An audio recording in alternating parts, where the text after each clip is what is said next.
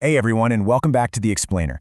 So, normally around here, we're breaking down massive, sprawling timelines, huge philosophical concepts, or just absolute mountains of data. But today, we're doing something a little bit different. We are going to deconstruct the immense, almost unbelievable narrative power hidden within a single, static image. We're going to slow down, zoom way in, and really look at how a master visual storyteller can pack an entire narrative arc, I'm talking beginning, middle, and end, into literally just a fraction of a second. And that brings us to a really fascinating question. How much story can one image actually tell? Seriously, think about it for a second. Without a single word of dialogue, without a millimeter of motion, can a still picture communicate history, stakes, raw emotion, and an impending outcome? We are so used to motion pictures spoon-feeding us this continuous stream of visual info. But what happens when you hit pause? When you completely freeze time? Can a frozen moment carry the same narrative density as, say, a full chapter in a book? Keep that in the back of your mind as we go through this. Before I even show you the image, let's just set the stakes here. Picture a battered hero. Picture an inescapable threat. Honestly, just hearing those words, you probably already feel a distinct sense of dread, right? You can feel that intense emotional weight, that claustrophobic feeling of being totally trapped.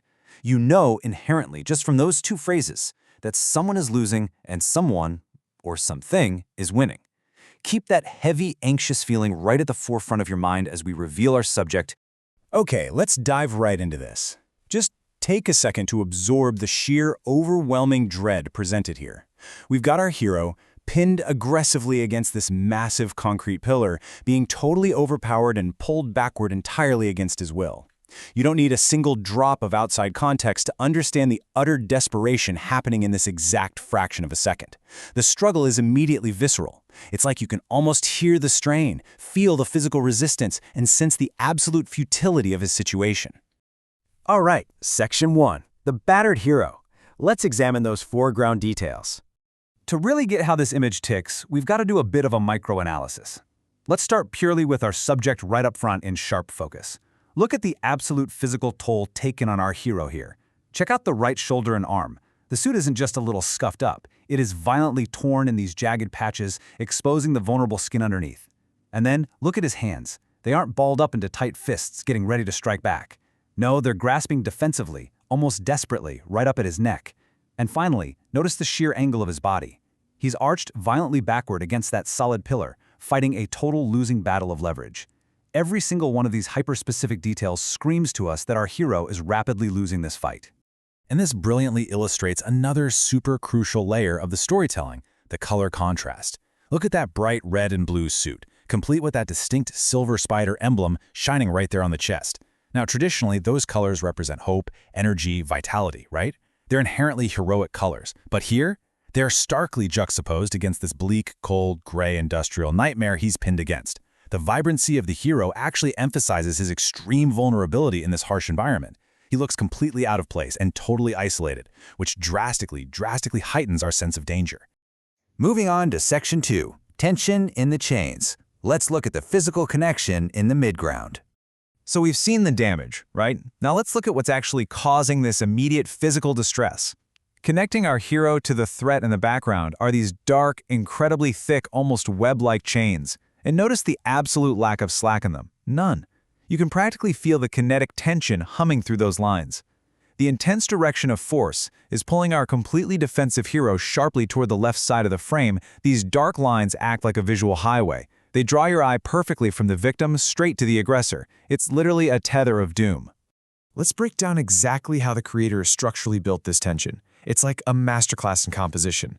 On the left side, representing our foreground, we have bright colors, sharp, crisp focus, and a deeply defensive posture.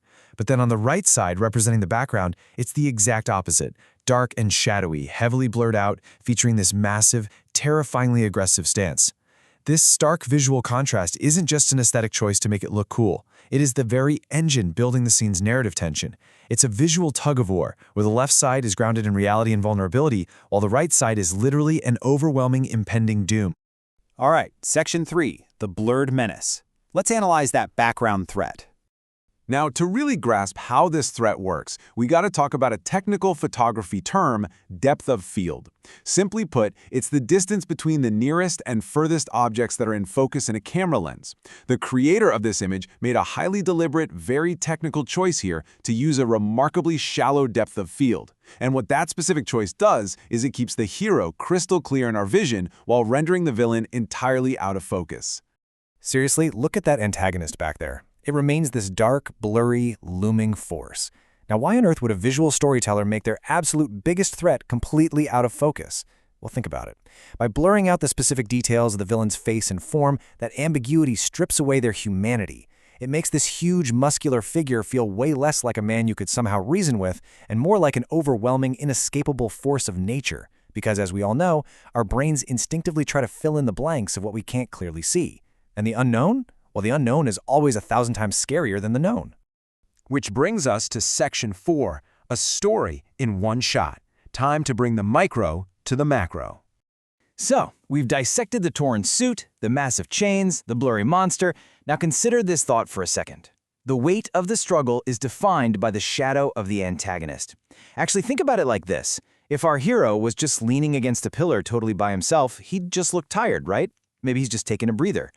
But it is the very presence of that looming, dark figure in the background that dictates his desperate, battered posture in the foreground. The antagonist is literally and figuratively pulling the strings of this entire narrative framework. Let's pull back and look at the whole shebang one last time with fresh eyes. We aren't just looking at a cool picture anymore. We are seeing foreground desperation intimately colliding with background dominance. We're seeing advanced color psychology, perfectly angled tension lines, and this masterful use of depth of field all combining to create a cohesive, totally undeniable story of impending defeat. Every single visual element in this frame has a specific job to do, and it executes it perfectly without wasting a single inch of space. Which honestly leaves us with one final, kind of terrifying question to consider. Based on everything we just decoded in this single frame, the extreme physical disadvantage, the immovable force of the enemy, the total lack of escape, what is the inevitable conclusion of this encounter? It's pretty chilling to think about, and it really proves just how much immense narrative power is packed into a single visual moment. Thanks so much for joining me on The Explainer today, guys. I really hope you walk away seeing the visual world around you just a little bit differently. Catch you next time.